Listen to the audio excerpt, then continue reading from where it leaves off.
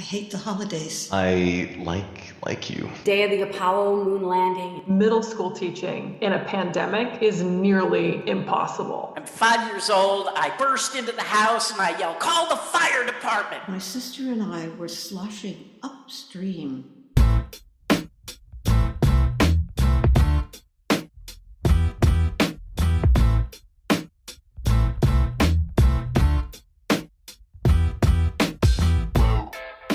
Hey there and welcome to Grit, True Stories That Matter. Grit is a weekly podcast about stories, the contemporary, personal, narrative kind of stories, and the people that craft and tell them. In season 1, I was joined by Kurt Mullen. We had conversations and invited storytellers onto the podcast.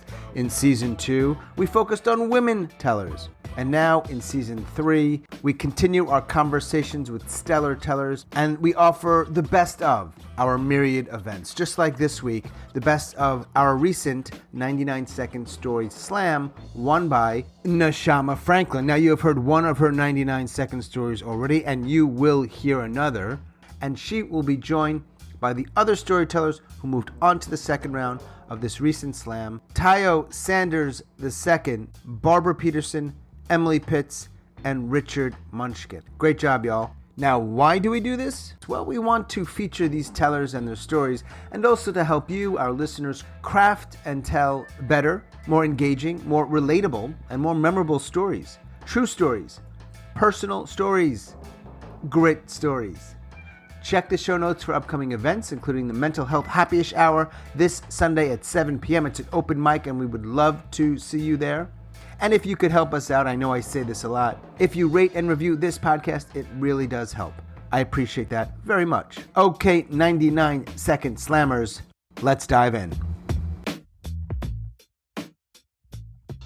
I hate the holidays. From the very beginning, I knew how hypocritical they were. And then I married a man and he felt the same way. And we avoided them until we had kids, and you can't exactly avoid them. So we tried the holidays, but it was pretty half-assed. And then deep in the heart of the human potential movement, when you have to be authentic, we looked at the kids and we said, these holidays are bullshit. We're going to cancel Christmas. My daughter, we had no idea. She had spent the entire semester in art shop. She was about 10, making gifts for us. And when she heard we canceled Christmas, she surreptitiously took them out to the back field.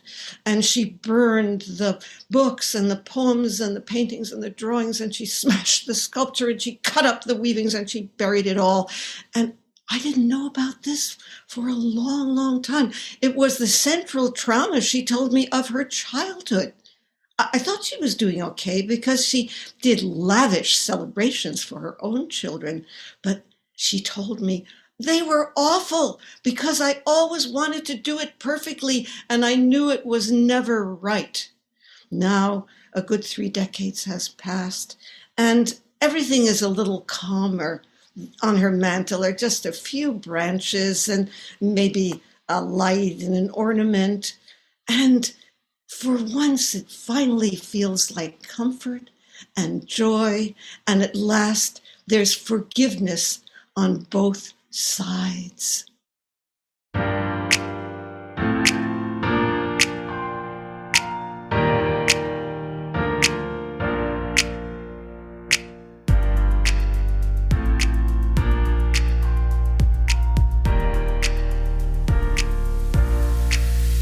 I like you. God, how few times I had said those precious words. I'm a senior in high school, and I've had, one real relationship. Well, it was real to me. She didn't want to put a label on it, but she was 2 years older. Cool, smart, outgoing. I totally understood. But again, now I'm sitting in an empty baseball field parking lot in my mom's silver, tiny Hyundai accent. As my head presses into the roof of the car, I say the words again. I like you. And Amber, she sits there more comfortably than me in this European-sized car, smiling, the sun setting and breathing golden fire into her hair. And she says the words back to me. I like you. And the words feel like the most refreshing breeze, and I am happy. Now, Amber is white, which is not surprising because I grew up in a 20,000 person town in Wisconsin. And being diverse there typically means you're a Vikings fan. But despite the constant reminders from my father that the world is deeply racist, I don't worry. The civil rights movement happened 50 years ago, and we have a black president. That night, Amber calls me, and I can tell she's been crying for a while. I mentioned you were black, and my parents said we can't date. I felt stupid for feeling as shocked as I was.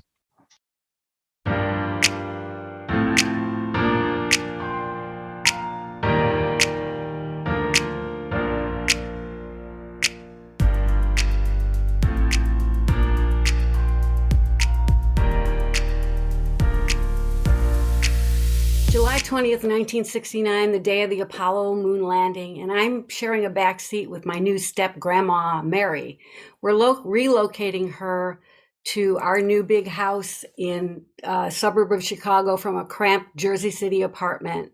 She's frightened and crying over leaving the only place on this planet that she's ever lived in her 76 years.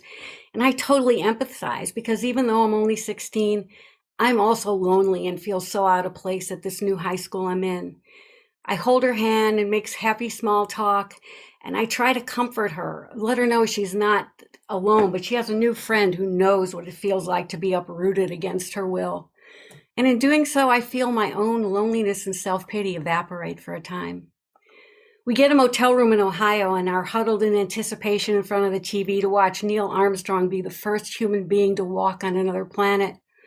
As he descends the ladder and he makes his one small step for all of us, the elation I feel in the moment transports me out of my teenage miseries, and I suddenly feel a very strong sense of kinship with Neil, too, because he, me, and Grandma Mary were all learning to negotiate alien and sometimes hostile territories. He on the cold, hard, bright surface of the moon, me unwillingly tossed and adrift in an uncharted sea of 3,000 students, lonely without any close friends to anchor me, and timid Grandma Mary fearfully going to live among family members she's never known before and in a place she's never been. But now at least she and I are going to have each other.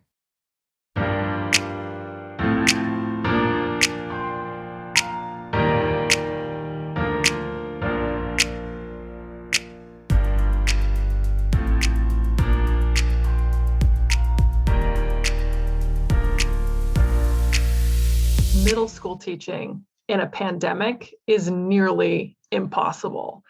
And quickly, as a way to cope, Spirit Days became about the teachers and not about the students. Teachers were going all out. And so when the announcement came over the intercom in my homeroom period and said, Twin Day is next week, I looked at my co-teacher, Andrea. We just smiled and pointed at each other because we knew we were going to win this. After school, Andrea and I got together and decided to pick out a suit off of Amazon with a garish Christmas print. We were going to have ties and suit jackets and pants. We were going to match and it was going to be amazing. We ordered them and it was only $70, which on a teacher's salary is a bit much, but $70 to win Twin Day, worth it. Unfortunately, when the suits arrived, the pants, they were made for men and they could not fit over our lady hips. They only came halfway up our asses. Even in that, we were twins. And we were a little bit horrified that we had just wasted $70 on this. Except Andrea remembered that the art teacher did cosplay and made his own costumes. This is why you never cut the arts. And he could maybe fix our pants. It took him 2 hours on a school night, but he did it. He put in panels. And the next day when we showed up for Twin Day, we horrified children, we gained the respect of adults, but more importantly, we got through another damn day.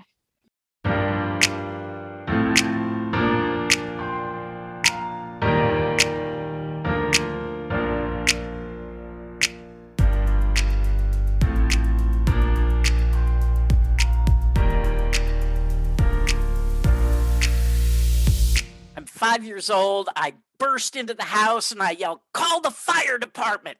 And my mom says, "What's burning?" And I said, nothing. Taffy got out of the house and she's up the tree and she cannot get down. Taffy is our kitten. We've only had her a week. And when I had gone outside, I had opened the door and she ran outside. When I ran after her, she ran up a tree and now she can't get down. She doesn't know how. And I've seen enough cartoons to know that when that happens, you call the fire department. And my mother says, we're not calling the fire department. We're going to wait for your father to get home from work. So I wait outside. I keep telling Taffy, come down, you can do it, but she can't do it. And she's scared and she doesn't know how. And finally, my dad gets home from work and he goes in the garage and he gets a ladder. He puts it up against the tree. And now he climbs up there and he's trying to get her, but she's afraid of him. And she tries to go higher and he goes a little higher. And finally, he gets his hands on her and she sprays a massive dump all over my father. And he comes down the ladder. He looks awful. He smells worse. He hands Taffy to my mother. And he says, I now really understand the meaning of scared shitless.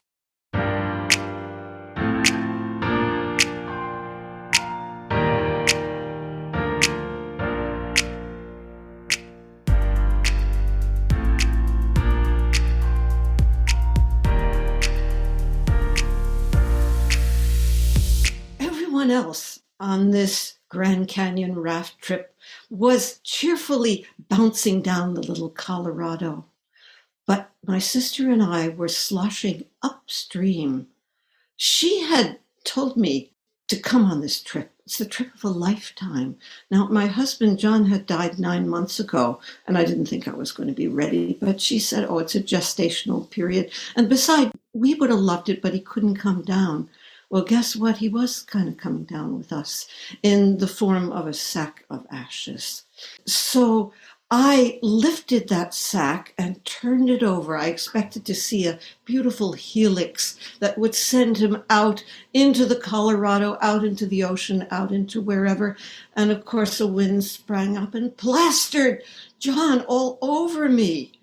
And all I could do was dunk and weep and dunk, and you should know I'm somebody who does not weep much. And when he was washed off, I went down the little Colorado with the rest of the revelers. And when I emerged the third time, the guide said, Neshama, what was going on? I've never seen anyone with an expression like that. You look positively beatific. And I said, I was traveling down with my husband, John, and I was learning to let him go.